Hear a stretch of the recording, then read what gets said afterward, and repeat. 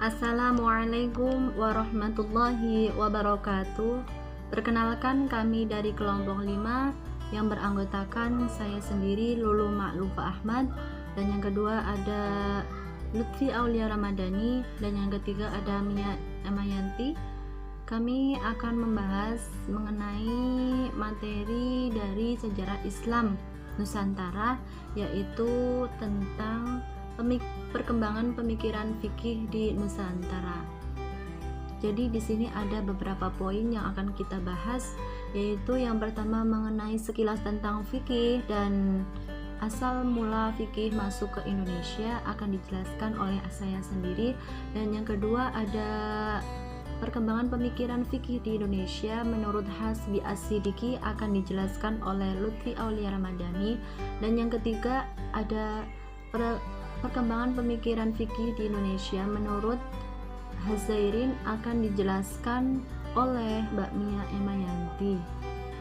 Ya, langsung saja kepada materi yang pertama, yaitu mengenai fikih. Fikih itu berasal dari bahasa Arab, di mana terkibnya yaitu faqaha yufaqihu fiqhan, yang artinya adalah pemahaman. Pemahaman di sini yaitu pemahaman yang mendalam. Artinya pemahaman yang mendalam mengenai agama Islam dengan akal. Dan di sini menurut istilah fikih itu dapat diartikan sebagai suatu syariat hukum Islam yang membahas mengenai segala sesuatu yang berkaitan dengan kehidupan manusia, baik itu antara manusia maupun hubungan antara manusia dengan Allah Subhanahu wa Ta'ala. Untuk awal mula masuknya fikih di Indonesia, kita tahu bahwa fikih itu masuk ke Indonesia beriringan dengan masuknya Islam ke Indonesia. Dari beberapa teori yang sudah dijelaskan oleh kelompok-kelompok sebelumnya, yaitu mengenai masuknya Islam ke Indonesia itu masuk pada abad ke-12 dan 13. Di sini melalui beberapa jalur, diantaranya yaitu perdagangan, perkawinan, dan yang lainnya. Fokus kita untuk fikih masuk ke Indonesia atau ke Nusantara itu beriringan dengan masuknya Islam di Indonesia melalui jalur perdagangan. Jadi melalui jalur perdagangan ini pedagang-pedagang dari Gujarat atau Arab yang singgah di Indonesia itu mereka mulai menyebarkan agama Islam di Indonesia kepada masyarakat Indonesia, dan di situ mulai menyebar sampai ke penjuru pelosok-pelosok dari desa-desa di Indonesia. Setelah menyebarnya agama Islam di Indonesia, selanjutnya peran dari pedagang tersebut tergantikan oleh tokoh-tokoh atau ulama-ulama yang ada pada saat ini.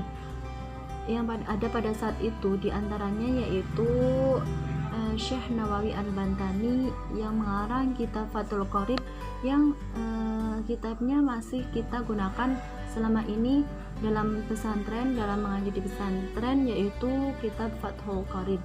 Dan ada ulama-ulama yang lain yaitu Syekh Muhammad Arsyad Al-Banjari. Selanjutnya di sini untuk proses masuknya Islam di Indonesia pada abad ke-19, di mana negara-negara yang lain sudah melakukan modernisasi di berbagai bidang, termasuk dalam bidang pemikiran keagamaan. Jadi di sini Indonesia itu tertinggal dalam hal modernisasi. Negara-negara yang lain sudah melakukan modernisasi mengenai segala hukum, baik itu hukum agama maupun hukum negara. Tetapi negara Indonesia itu masih tertinggal, dan karena berbagai hal, diantaranya yaitu umat Islam yang masih dalam suatu bidang kejumudan, atau masih tradisional terhadap apa yang dianutnya. Mereka itu sudah menganut ajaran Islam, tetapi mereka masih melakukan praktek-praktek dari segala sesuatu yang dilarang oleh Islam, diantaranya yaitu mereka masih percaya dengan animisme, dinamisme, tahayul dan yang lainnya. Maka dari itu adanya modernisasi pada abad ke-20 di sini merubah tatanan kejumudan dari masyarakat di Indonesia.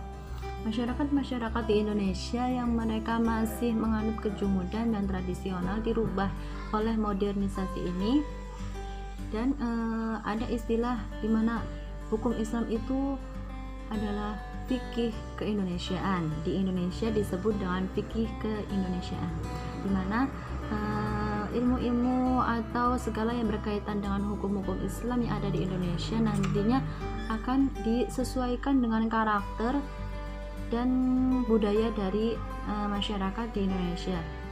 Masyarakat Indonesia yang masih menganut kental budaya dari nenek moyang mereka, diantaranya dari negara-negara yang dari agama-agama yang sebelumnya, yaitu agama Hindu Buddha, mereka masih menganut tersebut. Tetapi di sini akan dimasukkan suatu ajaran-ajaran Islam, di mana budaya-budaya itu masih bisa dicampurkan dengan ajaran Islam dan tidak sama sekali tidak menjadikan kekafiran. Ya, nanti dalam hal hukum Islam atau fikih ini akan dibahas selanjutnya oleh Mbak Mia Emayanti dan Mbak Lutfi Aulia Ramadhani untuk pemikiran perkembangan fikih di Indonesia menurut Hasbi Asidiki akan dijelaskan oleh Mbak Lutfi Aulia Ramadhani, dan perkembangan pemikiran fikih di Indonesia menurut Hazairin akan dijelaskan oleh Mbak Mia Emayanti secara jelas dan gamblang. Nantinya ya, dipersilahkan. Ya baik, untuk materi yang selanjutnya yaitu mengenai sejarah perkembangan pemikiran fikih di Indonesia menurut Hasbi Asidiki. Hasbi Asidiki merupakan salah seorang pakar yang bergelut dalam berbagai bidang studi keislaman pada tahun 1940-an. Bermula dari munculnya artikel yang berjudul Memudahkan Pengertian Islam, beliau menganjurkan bahwa betapa pentingnya pengambilan ketetapan fikih dari hasil ijtihad yang lebih cocok pada kebutuhan nusa dan bangsa Indonesia. Hasbi Asidiki menampakkan kekhawatirannya akan prospek dan masa depan hukum Islam di Indonesia yang menurutnya tidak memiliki arah yang jelas. Konsep dan pemikiran hukum Islam yang sepertinya tidak relevan dan asing sudah seharusnya dicarikan alternatif baru yang lebih memungkinkan untuk dipraktekkan di Indonesia. Pada tahun 1948, gagasan awal mengenai fikih Indonesia ini belum mendapatkan hati di masyarakat Indonesia. Pasalnya, mereka semua menganggap bahwa sudah menemukan saripati pemikiran hukum Islam yang ideal bagi konteks zamannya. Melalui tulisannya yang berjudul Menghidupkan Hukum Islam dalam Masyarakat, beliau mencoba mengangkat kembali tema pemikiran induknya itu dengan menyatakan bahwa eksistensi hukum Islam di wilayah praktis telah sampai pada tingkat dekadansi yang klinis, bahkan tampil sebagai sosok yang terasing, tidak berarti dan juga tidak berdaya guna.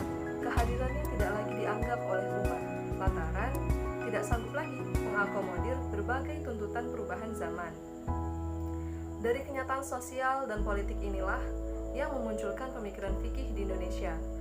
Dengan terus disosialisasikan oleh Hasbi Asidiki, menurutnya hukum Islam harus mampu hadir, berpartisipasi dalam membentuk gerak langkah kehidupan masyarakat.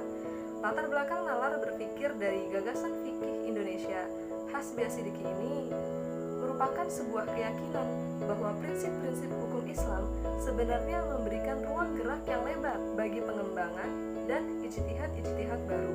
Karena fikih yang berkembang pada sebagian masyarakat kala itu merupakan fikih yang telah terbentuk atas dasar adat istiadat dan kebiasaan Mesir, atau juga fikih Hindi yang terbentuk atas dasar urf dan adat istiadat yang berlaku di India. Hingga pada tahun 1961, ulama Indonesia belum mampu menghadirkan fikih yang berkepribadian Indonesia. Salah satu faktor yang menghambat ialah adanya ikatan emosional yang begitu kuat antara umat muslim dengan mazhab yang dianutnya. Menyadari akan ketidakmungkinan munculnya pemikiran progresif dari kalangan ulama, Hasbi Asidiki bergerak dengan mengajak kalangan perguruan tinggi Islam di Indonesia untuk mencetak kader-kader mujtahid dengan karakter khas yang dapat digunakan dalam proyek fikih Indonesia yang mampu menghadapi kebutuhan masyarakat Indonesia dalam segala bidang persoalan. Mengapa demikian? Karena jika tidak dari kalangan ini yang memulai atau sebagai titik sentralnya, maka yang terjadi atau dampaknya ialah pemikiran ini hanya sekadar menjadi dimensi ibadah saja, sedangkan dimensi-dimensi yang lainnya akan hilang, tenggelam di telan masa. Untuk membentuk fikih baru ala Indonesia diperlukan kesadaran dan kearifan yang tinggi, tentunya dari banyak pihak, dengan langkah pertama yaitu melakukan refleksi histori atas pemikiran hukum Islam pada masa awal perkembangannya. Perspektif ini mengajarkan bahwa hukum Islam baru bisa berjalan dengan baik jika sesuai dengan kesadaran hukum masyarakat. Artinya, hukum yang dibentuk oleh keadaan lingkungan atau dengan kebudayaan dan tradisi setempat.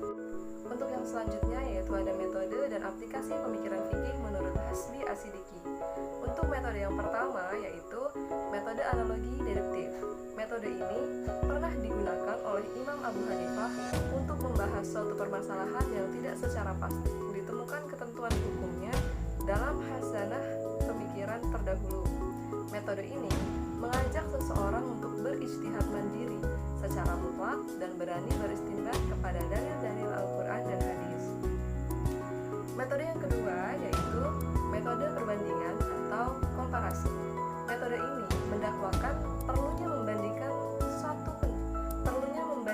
suatu pendapat dengan pendapat lain dari seluruh aliran hukum yang ada atau yang pernah ada, dan memilih mana yang lebih baik dan dekat dengan kebenaran, serta didukung oleh dalil yang kuat.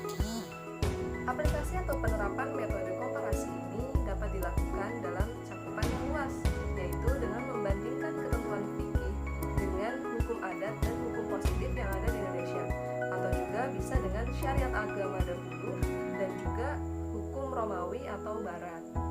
Untuk membantu penerapan metode-metode tersebut, Hasbi Asidiki menyarankan akan pentingnya pendekatan sosio-kultural historis dalam segala proses pengkajian dan penentuan hukum Islam.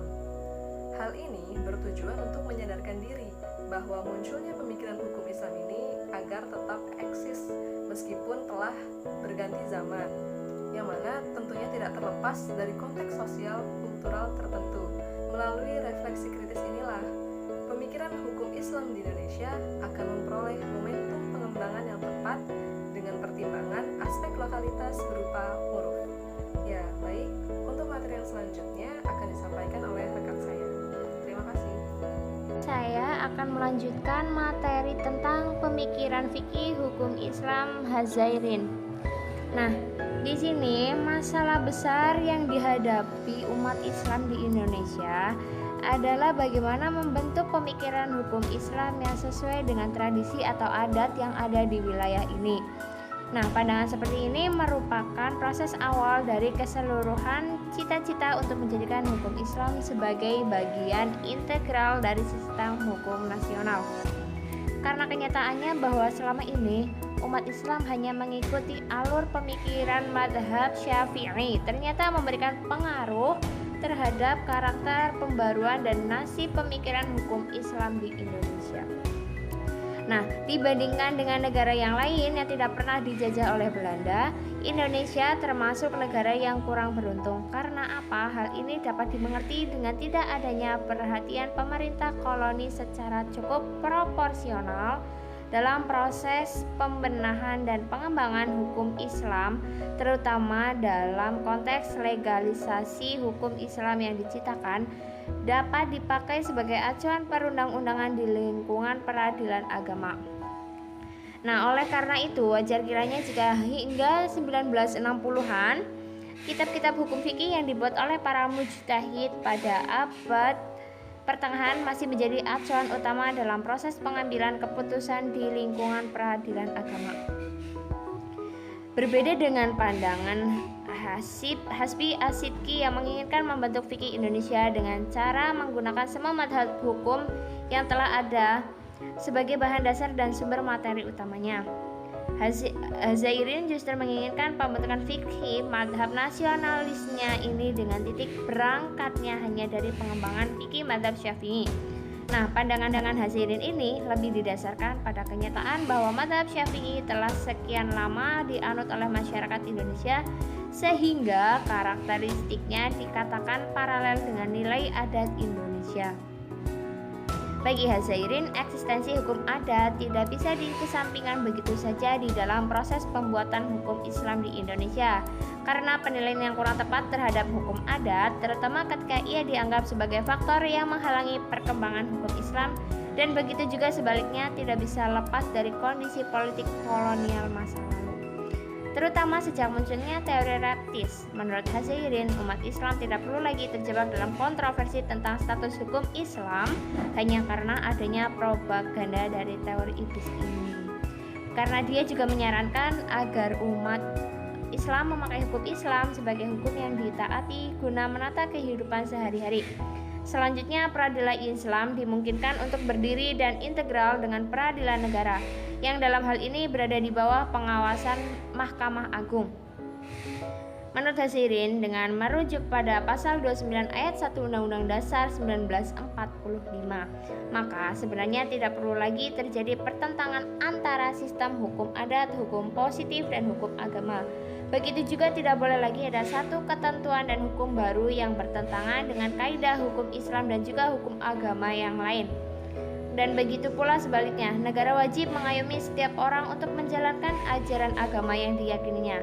Karena selain itu, negara juga wajib mengatur dan mengontrol sistem hukum Islam, terutama aspek muamalahnya yang memang membutuhkan bantuan negara dalam implementasinya. Jadi begitu teman-teman, kurang lebihnya pandangan fikih menurut Hadzairin.